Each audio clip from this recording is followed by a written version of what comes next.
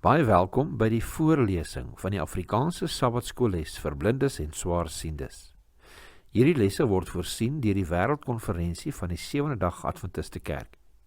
Die voorlesing van die les word aan u gebring deur SSL in samewerking met Adventiste Wêreldradio Afrikaans en word voorgeles deur Marlena Nel.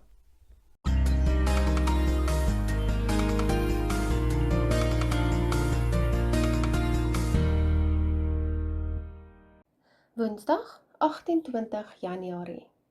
Beproefde karakter. Kom ons open met gebed. Liewe Vader, ons sê vir u vreeslik baie dankie dat u ons hierdie studie en hierdie dag bied, die weer waar ons gaan leer oor karakter. Wees asseblief lig vir ons, laat ons hierdie mag verstaan, ons vra dit in Jesus naam alleen. Amen.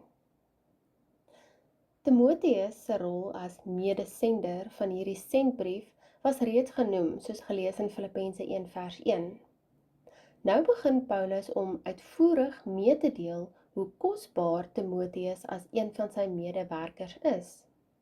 Hy word as 'n evangelis beskryf in 2 Timoteus 4 vers 5, vir wie Paulus na Makedonië gestuur het. Lees gerus 1 Tessalonisense 3 vers 2 en vergelyk met Handelinge 18 vers 5 en Handelinge 19 vers 22. En by verskeie geleenthede na Korinte, lees gerus 1 Korintiërs 4 vers 17 en 1 Korintiërs 16 vers 10. Hy het voorheen ook saam met Paulus en Silas in Korinte gewerk, gelees in 1 Tessalonisense 1 vers 1 en 2 Tessalonisense 1 vers 1.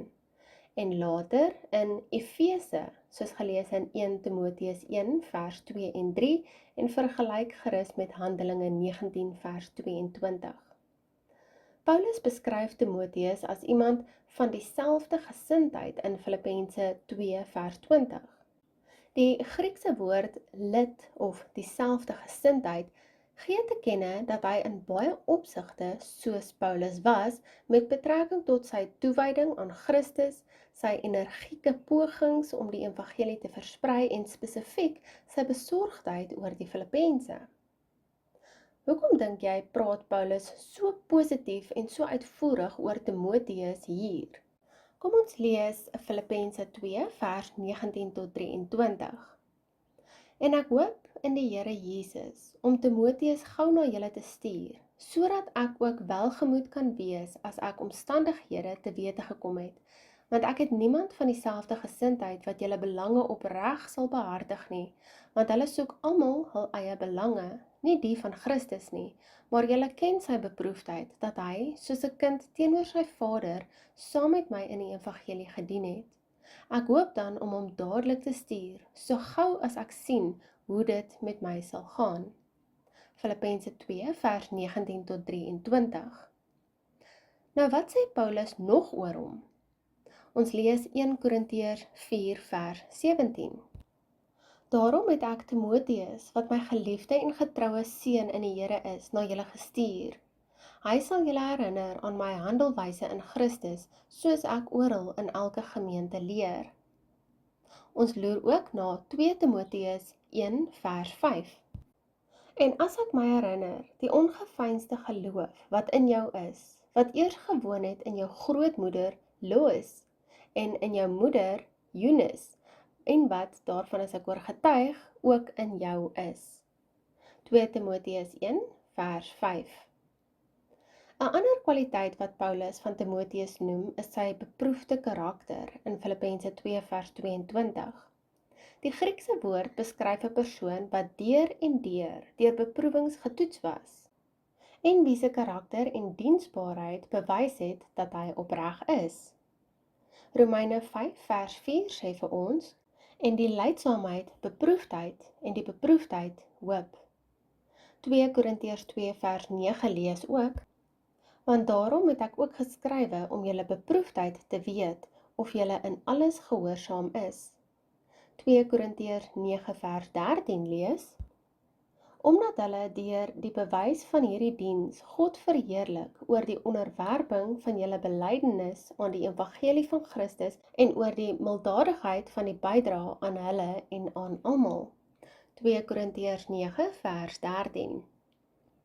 Paulus weet dat hierdie waar is van Timoteus, want hy het dit gesien tydens baie geleenthede wat hulle saamgewerk het om die evangelie te versprei. Dit is die moeilike wedervaringe van die lewe wat ons ywer toets en demonstreer wie ons in ons binneste is. Ellen G. White verduidelik dit so in Testimonies for the Church, volume 5, bladsy 344. Die lewe dissiplineer 'n mens. Jy sal uitgetard word om jou humeur te toets, en wanneer jy hierdie in die regte gees aandurf, word die Christelike gawes in jou ontwikkel. As die aanslae van seerkry en beledigings in nederigheid verdra word, as beledigende woorde sagsinnig ontvang word en onderdrukte optrede deur vriendelikheid, is dit die bewys dat die Gees van Christus in ons hart woon. Sy sê ook verder dat die ontberinge en hindernisse wat ons moet verdra, goed hanteer word, ontwikkel Christus se gesindheid in ons karakter en so word die Christen van die wêreldling onderskei. Testimonies for the Church, volume 5, bladsy 344, vry vertaal.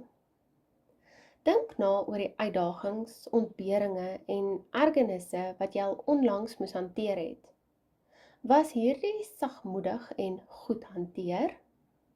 Wat kan jy doen dat hierdie ondervindinge jou in staat sal stel om jou meer gedissiplineerd te maak?